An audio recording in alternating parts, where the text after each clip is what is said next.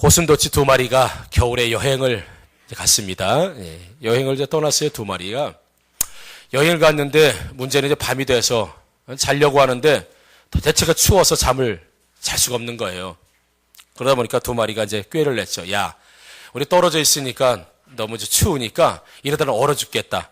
우리 서로 껴안고 자면은 서로 따뜻해지니까 괜찮겠다. 그리고 서로 확 껴안았습니다. 그랬더니 아 따가워. 그리고선 서로 떨어졌습니다. 그러니까 서로의 이 가시가 서로를 찔렀기 때문에 그런 거예요. 그러니까 또 껴안으면 또 아 따가워. 그리고 또 찌르니까 또 떨어진 겁니다. 큰일 났습니다. 붙자니 가시 때문에 찔려서 아파서 껴안을 수도 없고 떨어지자니 얼어 죽게 생겼고 이런 경우를 고슴도치 딜레마다 이렇게 이야기합니다. 붙을 수도 없고 떨어질 수도 없는 이런 상황, 여러분 딜레마라고 하는 이야기 잘 아시죠? 여러분 하나님에게도 딜레마가 참 있습니다. 하나님의 능력이 부족해서가 아니라 우리 구원을 해주시는 것에도 하나님의 딜레마가 있는데 하나님의 대표적인 속성 중에 하나가 공의라고 하는 것이 있습니다. 공의. 아주 이건 죄를 지은 대로 심판하시는 하나님의 뜻이란 겁니다. 그러니까 뿌린 대로 거두게 하시는 분이 바로 하나님이시라고 하는 것인데 하나님은 우리에게 공의의 심판을 하시는 하나님이신 걸 성경은 우리에게 잘 말씀해 주고 있죠.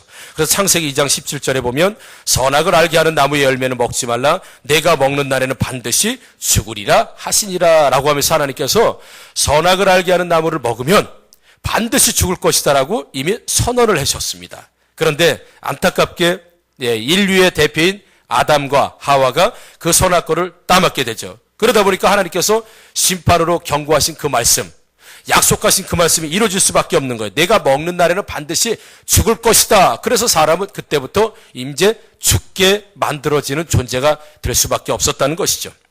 그래서 그 로마서 3장 23절에 모든 사람이 죄를 범하였음에 하나님의 영광이 이르지 못한다.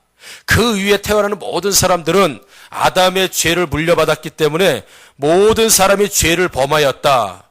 자범죄를 짓지 않았음에도 불구하고 태어남과 동시에 아니요 다윗은 어머니의 뱃속에서부터 죄악 중의 하나를 잉태했다고 하면서 사람의 형체가 생기기 이전부터 이미 모든 사람이 죄를 범했다.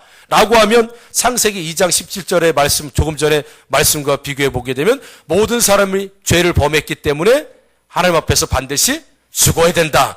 라고 하는 이런 어떤 그 하나님의 선언이 있게 되는 것이죠. 로마서 6장 23절에도 그렇죠. 죄의 삭은 사망이요 라고 되어 있습니다. 죄의 삭은 사망이다. 그래서 아담의 후손으로 태어난 모든 사람들은 죄를 지었고 그 죄의 삭은 사망이다. 그러니까 태어나는 모든 사람들은 죽어야 된다라는 것이 하나님의 공의의 심판이라는 것이죠. 우리에게 이 공의의 심판 보게 되면 상당히 좀 안타깝고 희망이 없고 참 두려운 말씀이 아닐 수가 없습니다. 또 하나의 하나님의 그 특성 중에 속성 중에 하나가 공의의 하나님이시지만 또 사랑의 하나님이시라는 걸 우리가 잘 알고 있지 않겠습니까? 그래서 요한일서 4장 16절에 하나님은 우리를 사랑하시는 사랑을 우리가 알고 믿었느니 하나님은 사랑이시라 라는 말씀이에요. 그래서 이 대표적인 하나님의 이 속성 두 가지. 하나님은 죄를 지으면 반드시 죄의 값을 묻고 죄를 심판하시는 하나님이시라는 분과 또 모든 사람들을 사랑하시는 모든 사람들을 구원하기 원하시는 사랑의 하나님이 충돌을 해버리는 거지요. 공의의 하나님 반드시 죄는 심판하신 하나님. 그래서 사람들을 전부 죽이셔야 돼요. 왜? 죄의 삭은 사망이라고 했기 때문에 그렇게 하나님이 만들어 놓으셨고 법을 정해 놓으셨기 때문에 그렇게 돼야 돼요. 그런데 문제는 사랑의 하나님이 계시기 때문에 모든 사람들을 그래 네가 죄를 지었기 때문에 다 죽어야 된다 라고 할 수도 있어요. 그러면 공의는 만족이 되는 겁니다. 이해가 되시죠? 공의는 만족이 되는데 문제는 사랑이 만족이 안 되는 거예요. 사랑의 하나님이신데 모든 인류가 구원받지 못하고 죽는 걸 하나님 원치 않으시는 거예요. 너무 안타까운 거예요. 그러다 보니까 아까 고슴도치처럼 이 죄인들을 끌어안을 수도 없고 왜요? 죄인이니까. 이 거룩하신 하나님이 끌어안을 수도 없고 그렇다고 버릴 수도 없어요. 왜요? 사랑의 하나님이시니까 이게 죽어가는 백성들을 그냥 너희들이 너를 죄 졌으니까 죽어라고 버릴 수도 없는 참으로 이런 고슴도치 딜레마처럼 끌어안을 수도 없고 버릴 수도 없는 이런 난처한 경우가 이제 하나님에게 이제 생긴 것이죠. 이것을 해결하는 방법이 있습니다. 누군가 우리를 대신해서 죽어주는 거예요. 누가 죽으면 좋겠습니까? 여러분 안에서 누가 그래서 제일 정직하게 살고 경건하게 살고 하는 사람 누가 죽으면 좋겠습니까? 근데 문제는 그래요. 목사님이 그래도 죽어주셔야죠. 좋다. 그래. 제가 나갔습니다. 죽으려고 나갔는데 문제는 하나님께서 안 된다. 왜요? 왜? 제가 죽지 못하는 이유가 있습니다. 하나님께서 받지 않으시는 온 인류를 우리 성도를 대신해서 죽을 만한 가치 있는 자가 못 돼요. 왜요? 죄인이기 때문에 안 되는 거예요. 죄인이기 때문에. 그럼 나는 그래도 우리 교인들을 대표해서 내가 죽겠습니다. 죽었단 말입니다. 그런데 성경의 말씀을 통해서 보면 이거는 여러분을 위해서 죽은 것이 아니라 바로 나의 죄값을 위해서 죽은 것뿐이는 안 되는 거예요. 이해가 되시죠, 여러분? 그래서 온 교인 아니면 온 세상 사람, 온 인류를 위해서 죽어야 될 대표자가 필요한데 거기는 죄가 없어야 될 사람이 필요하다는 겁니다. 그동안은 사람이 지은 죄를 짐승에게 전가시켜서 짐승을 죽였단 말이에요. 그러니까 단회적이에요. 한 번 죽이고 나서 그 죄는 용서받을지 모르겠지만 또 짓는 죄, 계속 발생되는 죄는 해결할 수 있는 방법이 없는 거예요. 사람이 죽어야 될 때 짐승이 죽는 건 한계적입니다. 그래서 사람이 지은 죄를 해결하기 위해서는 사람이 죽어야 되는데 이 대신해서 죽을 수 있는 사람들이 이 세상에 존재하지 않는다는 겁니다. 왜? 모든 사람이 죄를 범하였으면 하나님의 영광 이르지 못한다고 했기 때문에 누구도 하나님 앞에서 대속해서 죽을 수 있는 사람이 없는 거예요. 그러다 보니까 하나님께서 선택하신 것이 뭡니까? 하나님의 아들 예수 그리스도를 이 땅에 보내셔서 사람으로 보내신 다음에 그 예수 그리스도가 사람으로 사시다가 사람을 대신해서 죽으시는 것, 그것을 우리가는 조직신학적인 용어로 성육신이다, 인카네이션이다, 이제 이렇게 이야기합니다. 그래서 사람이 반드시 죽어야 되는데 이 땅에는 죽을 만한 사람이 없어요. 그래서 하나님의 아들이 성령으로 잉태가 되었다는 것은 만약에 요셉과 마리아가 결혼해서 나와서 예수님을 탄생하게 되고 예수님을 낳았다고 한다면 그 역시 생물학적인 방법으로 태어났기 때문에 죄를 전수받을 수밖에 없는 것입니다. 그러다 보니까 하나님께서는 요셉과 마리아를 통하지 않고 마리아의 자궁, 마리아의 이 배를 빌려서 성령으로 잉태하셨기 때문에 뭐가 없어요? 죄가 없는 것이죠. 그러나 마리아가 온 10달 동안 고생하고 마리아도 이렇게 배를 내밀고 막 다니고 그 출산의 고통, 성령께서 잉태하셨다고 해서 하나 둘 셋 해서 쑥 이렇게 나신 거 아닙니다. 마리아도 갖은 상고를 겪으면서 왜요? 아기를 잉태했기 때문에 그런 고통스러운 이런 시간들을 보내면서 예수님을 출산하게 되었고 그걸 보고 우리는 완전하신 인간이신 하나님이시다 그래요. 그러니까 성령으로 잉태됐던 하나님의 아들이라고 해서 사람으로 오신 것이 아니지 않은 것이 아니라 100% 사람으로 오시되 죄는 없이 오신 분이 바로 예수 그리스도. 그래서 그분만이 우리를 위해서 대신 죽어줄 때에 하나님의 공의와 하나님의 사랑이 만족될 수 있기 때문에 하나님에게서는 도저히 다른 방법이 없는 거예요. 세상은 강자들이 약자에게 희생을 대부분 요구하지 않습니까? 그래서 갑이 을에게 횡포도 많이 부리고 사회적으로 또 문제가 되기도 하고요.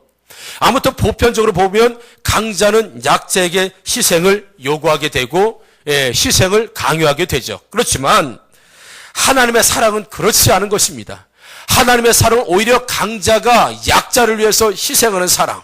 여러분, 그래서 하나님의 사랑은 고귀한 것이고 하나님의 사랑은 참으로 눈물겹도록 감사한 사랑이 아닐 수가 없는 것이죠. 자신은 죄가 없는데 다른 사람의 죄를 위해서 죽어주는 그런 희생적인 사랑. 그래서 오늘 본문을 통해서 보게 되면 19절에 보게 되면 오늘 본문 19절을 보면 오직 흠없고 점없는 어린 양 같은 그리스도의 보배로운 피로 된 것이니라 라고 하면서 이것이 우리에게 감으로 잘 다가오지 않을 수도 있습니다. 여기에는 아버지의 어떤 희생적인 사랑이 들어가 있고요. 여기에는 아들의 희생적인 사랑이 들어가 있는 것입니다.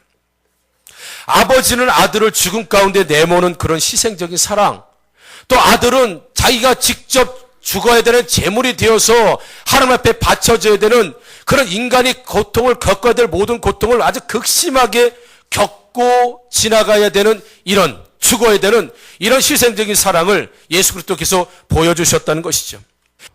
아버지의 희생이 사랑이 있었고 아들의 희생에 사랑이 있었다고 저는 아버지의 모습에서 두 하나님과 예수님의 사랑을 볼 수 있었습니다.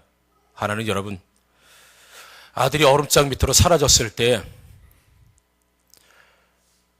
얼음을 통해서 물 밑에 빠진 아들을 보았을 때 그 아버지의 마음이 어떠했겠습니까, 여러분? 한 번도 이겨본 적 없는 이 주먹으로 주먹이 다 박살낼 때까지 얼음장을 깨서 아들을 구출해내는 이런 무명의 복서의 손이지만 거기까지 저는 하나님의 아버지의 희생적인 사랑이 물에 빠져 있는 아들을 그저 얼음장 위에서 쳐다볼 수밖에 없는 그런 아버지의 희생적인 사랑이 바로 하늘에서 아들 예수 그리스도가 십자가에 죽는 모습을 그대로 지켜보아야 되는 그 아버지의 마음, 심정이 아닐까 그런 생각을 해보았습니다. 아들이 얼음장 밑에서 죽어가고 있는 모습을 바라보는 아버지의 마음이 어떨까요, 여러분? 이것이 현실적으로 우리 삶에서 만약 이런 현실이 만약 일어나고 한다고 한다면 우리 마음은 어떨까요? 그게 십자가에 죽이시기 위해서 이 땅에 아들을 보내실 때 아버지 마음 아니겠습니까? 또 하나, 아들을 구원하기 위해서, 아들을 구출하기 위해서 자신의 주먹이 전부 박살나고 찢어지고 뼈가 부서져도 끊임없이 얼음장을 내려쳐서 결국은 아들을 끄집어내서 아들을 살려내는 그 아버지의 희생적인 온 피가 낭자한 만큼 주먹이 박살나도 얼음을 깨고 결국은 아들을 구원하는 그 모습이 바로 예수 그리스도께서 십자가에 죽으신 그 모습이라고 저는 봅니다. 그래서 예수님의 아버지, 이 아버지 한 아버지의 모습에서 하늘에 계셨던 아버지의 모습, 이 땅에서 우리를 위해서 죽으신 바로 예수 그리스도의 모습, 두 가지의 모습이 다 있다는 것을 영상을 통해서 볼 수 있었습니다. 여러분, 이것이 예수님이 이 땅에 오신 과정 속에서 두 분이 겪으셔야 됐던 아픔이라는 것이죠. 아들을 세상에 죽는 걸 그대로 바라보고 있는 아버지의 모습, 아들을 구원하기 위해서 주먹에 낭자해도 박살을 내도 결국은 아들을 구원하고 마는 그 아버지의 위대한 손이 바로 예수 그리스도께서 십자가에 못 박혀 죽으신 그 희생적인 손, 그분의 보혈. 여러분, 이런 과정들을 통해서 하나님의 희생과 아픔을 통해서 저와 여러분들이 하나님의 백성이 되었고 아바 아버지라고 부르고 우리에게 구원의 길이 열려져 있는 것, 여러분, 이것이 우리에게 은혜가 아니고 무엇이 은혜이겠습니까? 여러분, 하나님께서 우리를 그렇게 구원하신 것입니다. 그런 아버지의 희생이 있었고 아들의 희생이 있었기 때문에 오늘 우리가 이렇게 와서 예배드리고 이렇게 있었다는 것을 여러분 기억하시는 여러분들 되기를 주님의 이름으로 축원합니다. 여러분, 리더스 다이제스트에 이런 내용이 실린 적이 있습니다. 한 어머니의 작은 어떤 슬픔을, 한 가정을 다룬 적이 있었는데요.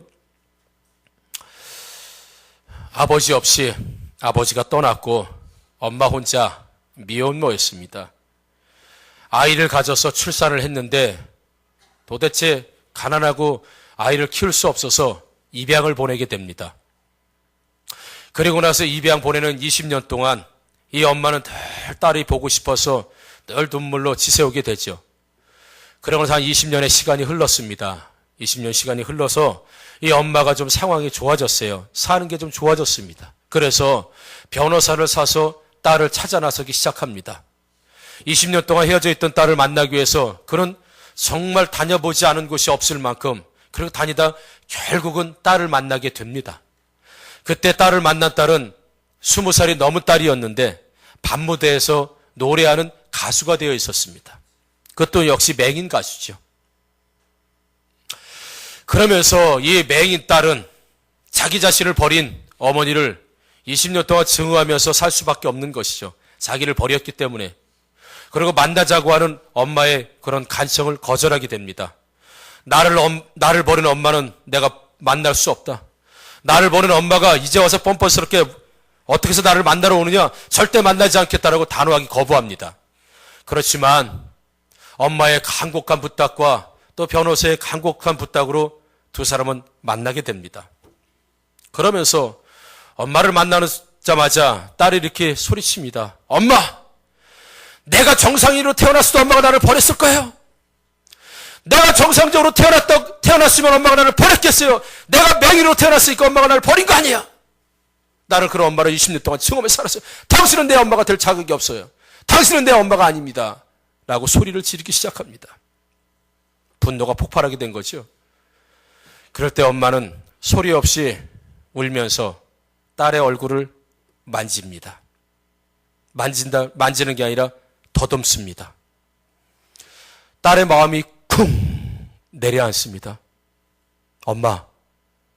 엄마도 맹인이에요? 예. 엄마가 이야기합니다. 그래, 나도 맹인이다. 너를 낳고 맹인인 내가 또 다른 맹인인 딸을 도저히 키울 수가 없었다. 내가 얼마나 힘든 인생을 살 것을 내가 알고 있었기 때문에 보다 더 좋은 환경에서, 보다 부유한 환경에서 살 수 있도록 내가 입양을 보낸 거야. 딸아, 미안하다. 엄마를 용서해다오. 그때 딸이, 엄마, 20년 동안 나만 맹인으로 태어나서 내 삶을 저주하고 사는 것이 아니라 엄마도 나를 보내고 20년 동안 맹인으로 살면서 얼마나 힘들고 고통스러운 시간을 보냈겠어요. 나는 나만 고통스럽게 살았다고 생각하는데 엄마는 얼마나 고통스럽게 더 살았겠어요. 엄마, 오히려 나를 용서해 주세요. 알지 못하고 그랬던 엄마를 저주했던 나를 엄마 용서해 주세요. 라고 하면서 엄마를 끼어안고 두 맹인 모녀가 서로 화해하고 만남을 가졌다는 내용이 여러분 나온 적이 있습니다. 예수님께서 이 땅에 오셨다는 의미가 바로 그런 것입니다. 엄마가 맹인으로 태어나서 버림받았던 내 마음을 알아요! 라고 외칠 때 엄마는 알았어요. 맹인으로 산다는 것이 얼마나 힘들고 고통스러운 것인지. 그래서 딸에게는 보다 더 좋은 환경을 만들어주고 싶어서 버려야 됐던 그 어머니, 누구보다 맹인으로 살아가는 고통스러움을 알고 있었던 어머니처럼 하나님, 나의 고통스러움을 하나님이 아세요? 내가 이렇게 힘들게 사는 거 하나님 아세요? 말하기 전에 이미 그분은 우리를 위해서 참으로 심한 죽기까지 심각한 고통을 이미 우리를 대신해서 당하시고, 우리가 당하는 고난과 고통보다도 훨씬 더, 아니요, 비교할 수 없을 만큼의 고난과 고통을 이미 당하셔서 우리가 당하는 고난 이해하시고, 우리가 당하는 고난에 함께 마음 아파하시고. 왜요?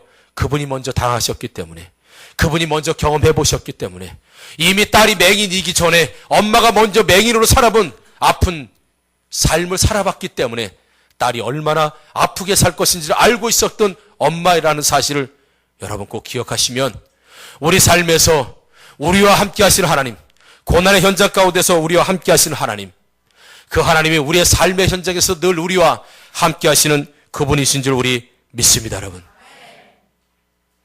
그래서 아버지가 치르신 그 희생의 사랑, 아들이 감당하셔야 했던 그 희생의 사랑을 위해서 우리는 남은 인생을 어떻게 살아야 되겠습니까? 무엇을 하면서 살아야 되겠습니까, 여러분? 10절 본문 우리 나오지 않지만 17절에 보게 되면 너희가 나그네로 있을 때 두려움으로 지내라 라고 되어 있습니다. 여러분, 하나님은 공의로우신 하나님이십니다. 우리 삶 가운데 두려움이 있어야 합니다.